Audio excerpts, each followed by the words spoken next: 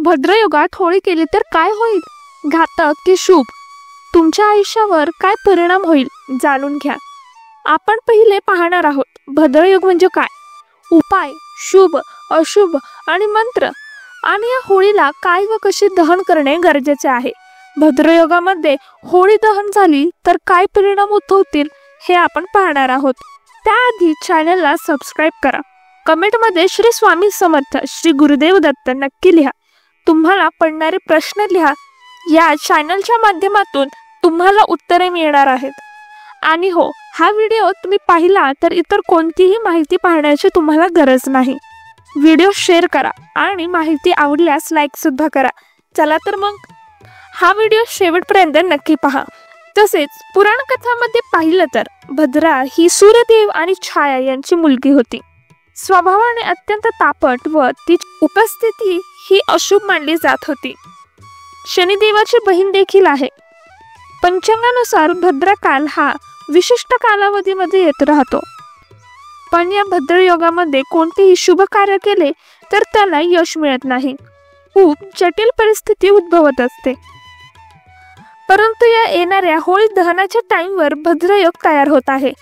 हा काळ खरंच शुभ असेल की अशुभ याची परिस्थिती जाणून घेऊयात.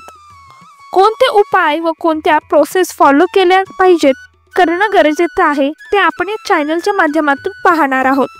नवीन असाल तर चॅनलला सबस्क्राईब करा आणि व्हिडिओला लाईक करा, जेणेकरून हा व्हिडिओ सेव्ह होईल व पुन्हा तुम्ही पाहू शकता. पुराण कथा भक्त प्रल्हाद याची विष्णूवर असलेली आस्था, भक्ती पाहून हिरण्यकश्यप जे भक्त प्रल्हादाचे वडील होते यांना ही विष्णूची केलेली भक्ती मान्य नव्हती. शेवटी होलिका हिरण्यकश्यपाची बहीण ही भक्त प्रल्हादाला मांडीवर घेऊन अग्नीच्या भयंकर मध्यभागी बसली. होलिका ही अग्नीपासून सुरक्षित होती कारण तिला वरदान होते, पण ती त्याच अग्नीमध्ये जळून राख झाली. तेव्हापासून अग्निदेवाची पूजा केली जाते व सर्व नकारात्मकता जळून खाक होते. खरा भक्तिभाव नेहमी ईश्वराला मानतो हे या होळीच्या सणामधले एक वैशिष्ट्य आहे. तसेच होळी म्हणजे थंडी संपून उन्हाळ्याच्या दिवसाकडे आगमन होणे हे एक चिन्ह आहे. पण या वर्षी होळीचा हा पवित्र सण भद्रयोगामध्ये आला आहे. यात तुम्ही कोणती काळजी घेणं फार महत्वाचं आहे हे सांगणार आहे. अगदी उग्र संकेतांना तुम्हाला सामोरं जावं लागेल, त्यासाठी पूर्ण व्हिडिओ पहा. भद्रा एक विशिष्ट पंचांग पाहून तिथी ठरवली जात असते. या भद्रयोगामध्ये चांगले काम करणं फार कठीण असतं, कारण खूप अडचणी घरामध्ये येत असतात. भांडण, तेंटे, अपयश, निराशा येत असते. भद्रयोगामध्ये काही विशेष राशींनी काळजी घेणं आवश्यक असतं. त्यामध्ये सिंह, वृश्चिक, मकर, कुंभ, कन्या यांना आरोग्य, प्रवास यांची काळजी घेणं फार महत्वाचं आहे. आणि शांततेत बोलणं, तेही वाडवडिलांसोबत, हे गरजेचं आहे. मानसिक दबावामध्ये येऊन चुकीचा निर्णय घेण्याची चूक करू नये. या योगामध्ये वास्तुशांत, गृहप्रवेश, लग्न समारंभ, धार्मिक यात्रा, पूजाविधी सर्रास टाळावेत, कारण याची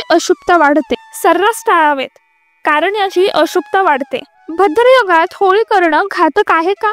जसं आपण पाहिलं, भद्राकडे दुष्ट शक्तीचा साठा सक्रिय प्रमाणात संचित होतो असं मानलं जात होतं. भद्रयोगात अग्निदेवाला प्रज्वलित करणं म्हणजे नेहमी वादग्रस्त, भांडणाचा उद्रेक, मानसिक पीडा, कार्यामध्ये नुकसानाचा प्रारंभ असाच असतो. व पुराण कथांमध्ये देखील वर्णन केले आहे. भद्रयोगात होळी केली जाते ती अशांतता पसरवते. भद्रयोगात होळी केल्याने या गोष्टींना सामोरे जाणं लागू शकतं. शांतीची कमतरता भासणे वादाचं कारण बनते. नोकर वर्गामध्ये अडथळे निर्माण होणे, धंद्यामध्ये अचानक बरकत कमी होणे, लोकांमध्ये नकारात्मकतेचं प्रमाण वाढणे, चिडचिड होणे. परंतु या गोष्टी होऊ नयेत म्हणून उपाय देखील आहेत. यामधल्या 2 गोष्टी जरी तुम्ही नियमितपणे केल्या तर भद्रयोगाचा परिणाम कमी होऊ शकतो. होळी पेटवण्याआधी या गोष्टी करणं गरजेचं आहे. होळीला हळद, कुंकू, अक्षता वाहून पूजून घेणे, होळीच्या जागेभोवती गंगाजलाचा शिंतोडा मारून घेणे व शुद्धीकरण करणे. होळी दहन केलेल्या राखेला आणून घरामध्ये ठेवा अथवा मेन दरवाजासमोर टाका, ज्याने नकारात्मकता दूर होते. सुख, चैतन्य घराला लाभते. मुळे घरात धन, शांती, सुदृढ आरोग्य चांगले जतन राहते. तसेच भद्रयोगामध्ये ध्यान करणे, मंत्र जाप करणे, तुम्हाला झेपेल एवढं दान करणं आनंददायी ठरेल. या दानामध्ये वस्त्रे, अन्न यांचा प्रामुख्याने समावेश करा, जे वृद्ध, अपंग, गरीब, लहान मुलांना, गरजू व्यक्तींना करावे. या चॅनलवर नवीन असाल तर सबस्क्राईब करा. हा व्हिडिओ शेअर करा. माहिती आवडली असल्यास लाईक करा. कमेंटमध्ये तुमचे काही अनुभव, मनातील प्रश्न विचारू शकता. या चॅनलवर सत्यभाव पसरावा हीच आमची इच्छा आहे. त्यामुळे कमेंटमध्ये नक्की श्री स्वामी समर्थ लिहायला अजिबात विसरू नका. या चॅनलवर स्वप्नशास्त्र, वास्तुशास्त्र, ज्योतिषशास्त्र यावरचे अनेक व्हिडिओज, माहिती तुम्हाला पोहोचवली जाणार आहे, तेही अगदी सोप्या भाषेमध्ये. सबस्क्राईब करायला अजिबात विसरू नका. स्वामी आपल्या पाठीशी आहेत. धन्यवाद. श्री स्वामी समर्थ. श्री गुरुदेव दत्त.